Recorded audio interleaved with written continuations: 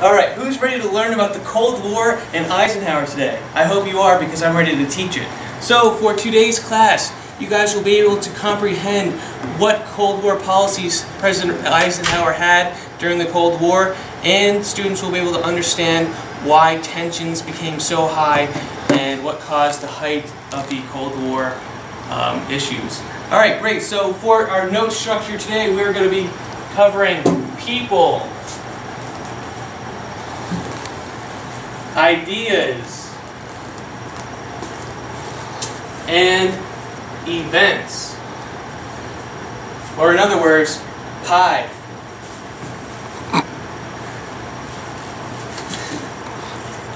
Alright, so to start off class today, we're going to be talking about October 4th, 1957, or when the USSR launched Sputnik into space. So, for events, we have 1957, Sputnik launched in space.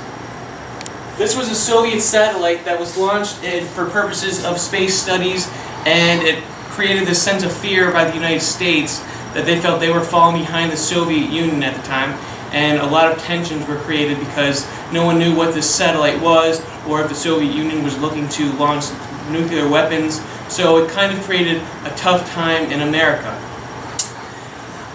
This also led to Secretary of State John Dulles Foster wanted to shift the policy of containment to something much more strict for American and their foreign policy towards communism. So, he was quoted as saying, if the USSR attacked any nation, the United States would launch and should launch a nuclear attack in response of that event. So, an idea that we want to take down is brinksmanship. So brinksmanship is the idea that the United States will use their nuclear weapons as a threat and kind of put their finger over the trigger to kind of threaten the Soviet Union from keeping them out of our foreign affairs in places where we don't want communism to spread. It's a gutsy move, and it led a lot of people to be nervous about potential nuclear war. So, moving further, this kind of gets into the idea of the arms race. The arms race was a classic staple of the Cold War.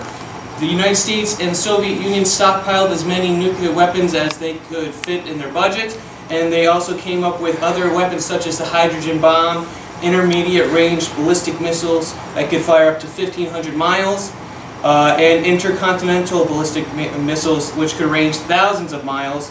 So this gave each country the ability to attack from their own country. They didn't necessarily have to move and invade other places. They could just launch right from other places. So that was an effective way that they could stockpile weapons and threaten the other country.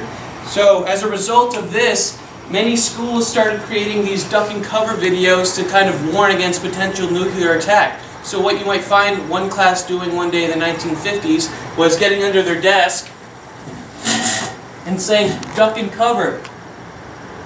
Not exactly effective, but it was for peace of mind that they would do something like this. We know today that a desk isn't going to stop nuclear warheads from destroying you or your school, but it was just kind of for a sense of mind and to feel relief against the impending attack that might happen from the Soviet Union.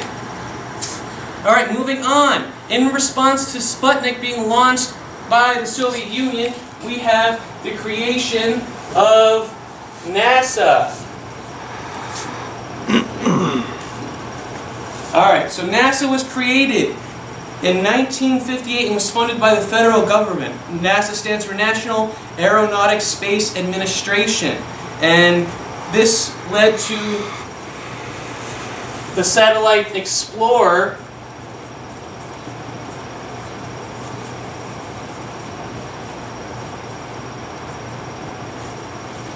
being launched by the United States in 19 1958. So the United States finally got their own satellite functional and up in space, so this was a good feeling for America.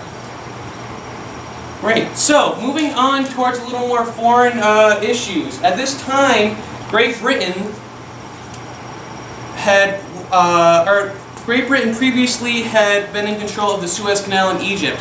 In 1956, Egypt, President Nasser nationalized the Suez Canal from Great Britain, and Great Britain feared that this would kind of keep trade between the Middle East and Europe at a standstill, especially with oil. So, what we have here is kind of a standoff between Great Britain with France, because they're allies, against Egypt, and the Soviet Union gets involved. So what's important to take away here is that this is another issue of Cold War conflict where the three countries kind of get involved in Egypt. No fighting eventually takes place because the United States kind of structures a deal for them to all pull out and eliminate the threat of war, but it just is another example of Cold War tensions placed over the fact that there's Soviet Union spheres of influence and the democracy, Great Britain, United States foreign influences taking place. So I just also want to write down an important person to note from this unit, obviously, is President Eisenhower. That name sounds familiar, it should. He was one of the major generals in World War II that led the United States during D-Day, storming the beaches of Normandy, and other battles in Europe and the Pacific. Great. So, early in the 1950s, we have France and their colony of Vietnam going to war. All right? Communist leader Ho Chi Minh of Vietnam was leading a revolt of Vietnam against France's control. So it's important to note that as a result of this incident, France looks to the United States for help with battling Vietnam and Viet Minh. But what happens is Dwight Eisenhower says, no, the Korean War just happened. That led to a standstill in Korea. Nothing was gained, only was lost, and it was a stalemate. So we're not going to send troops in at this point to help with the French and Vietnam. So what we have is the issue of the North Vietnam and South Vietnam being split. All right, North communist, South not communist, and that becomes an issue going further on that we're going to learn about in the 60s and 70s America. It's important. An important idea for this, based on North Vietnam going communist, is something known as the domino theory. The domino theory was saying that in Asia, if one country would go communist, the rest would go communist. So it was kind of a heightened sense of fear that we should prevent all these bordering nations from China and Vietnam from going communist. And that was a very tumultuous time in America. All right, so moving on, it's important to note that in 1959, Cuban revolutionary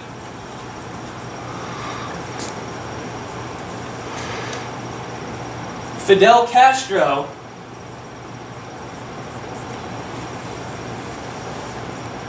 takes control of Cuba.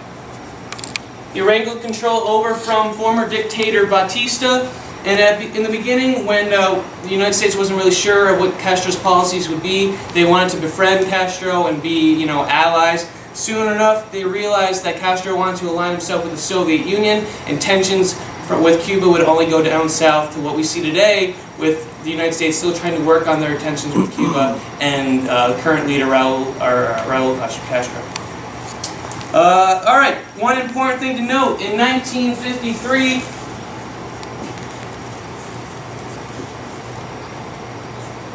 Joseph Stalin dies. Who will take his place as leader of Soviet Union? Well, that's a good question. It is Nikita Khrushchev. He becomes the leader and controller of the Soviet Union, and him and Eisenhower kind of worked towards thawing tensions at the time of the Cold War. One issue that takes place is the U-2 scandal. And this was an example of kind of tensions getting back up to a high point when on May 1st, 1960, the Soviet Union shoots down one U-2 spy plane that flew over the Soviet Union that was sent by President Eisenhower to take pictures of their nuclear plants and their missiles. The Soviet Union didn't like this happening, so they shot down the plane, and tensions were very high as a result between the Soviet Union and the United States. There was hope that they could have peaceful coexistence during the 1950s when Khrushchev came into power. This U-2 spy plane incident quickly ruined all of the prosperity and negotiations that had been taking place.